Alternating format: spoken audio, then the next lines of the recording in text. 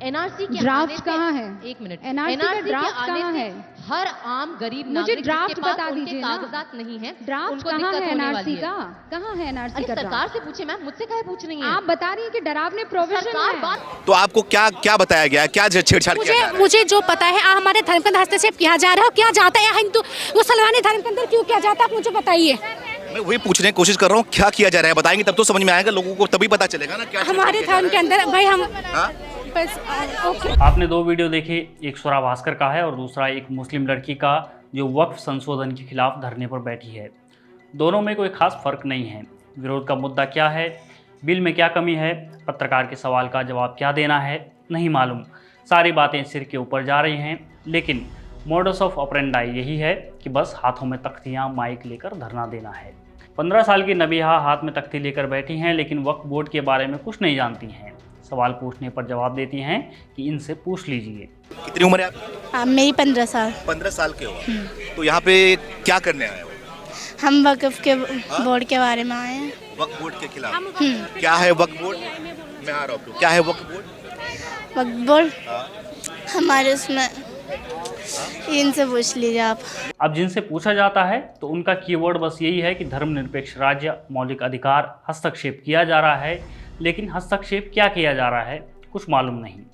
आप मुझे छेड़छाड़ कैसे? धर्म के साथ छेड़छाड़ कैसे? हमारे धर्मनिरपेक्ष राज्य के अंदर किसी भी धर्म का प्रचार करने का अधिकार है या नहीं, आप मुझे बताइए। कर तो रहे हो आप लोग। You can tell me. तो फिर हमारा हस्तक्षेप क्यों किया जा रहा है? धर्मनिरपेक्ष राज्य के अंदर धर्म के अंदर हस्तक्षेप नहीं किया जाता। क्या हस्तक्षेप किया? हस्तक्षेप किया तो जा रहा है हमारे मस्जिदों के अंदर। आप हम हमारा जो मन चाहे हम पढ़ा सकते हैं, हमारे पास फुल अधिकार। You have constitution, you have fundamental. तो how can say that you interfere हमारे धर्म को इंटरफेयर कर? क्या रोका जा रहा है बताइएगा, कुछ क्या रोका जा रहा है? क्या धर्म के अंदर हस्तक्षेप का तो पता नहीं, लेकिन पत्रकारीय धर्म में जरूर हस्तक्षेप किया जा रहा है ताकि सच बाहर ना आ जाए। कुरान से ज्यादा मर्द हजरात हैं, इनसे इंटरव्यू लो। इधर मत आओ, आप उधर जाओ। आप भी तो अब चूंकि मन मुताबिक सवाल नहीं हो रहे हैं तो मर्द हजरात हमेशा की तरह तुरंत अपना मोर्चा संभाल लेते हैं।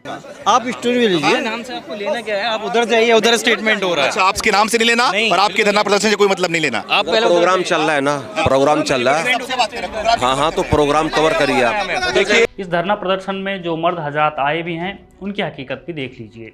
तख्तियां हाथों में हैं लेकिन पढ़ नहीं पा रहे हैं कि लिखा क्या है। ये इस तरीके के स्लोगन लेके आए, क्या है स्लोगन?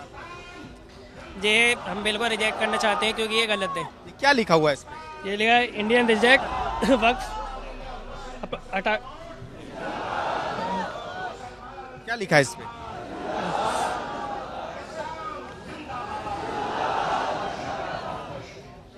आपको इसे पढ़ना आ नहीं रहा है, आप इसे लेके खड़े हुए हैं। क्या लिखा हुआ है इसमें? बोलने नहीं आता मेरे को। देखिए, बोलना नहीं आता है लेकिन बैनर लेके खड़े हुए। ऐसे कई वीडियो आपको देखने को मिलेंगे जिनमें भीड़ है, तख्तियां हाथों में हैं, लेकिन मालूम नहीं है कि प्रोटेस्ट असल में क्यों हो रहा है, क्या मांगे हैं। क्या लिखा है अगर आप पढ़ के बता पाए? आप पढ़ लो ना। आप बता दीजिए भाई, मेरा प्रोटेस्ट के अंदर शामिल हो। खुलासा ये है, वक्फ बिल वापस लो। क्या लिखा है, पढ़ पाओगे बेटा? जो सब कुछ इन पे लिखा हुआ है, ये सब खुलासा ये है कि वक्फ बिल वापस लो। वक्फ बिल वापस लो, इतना ही है। आप पढ़ नहीं पाते?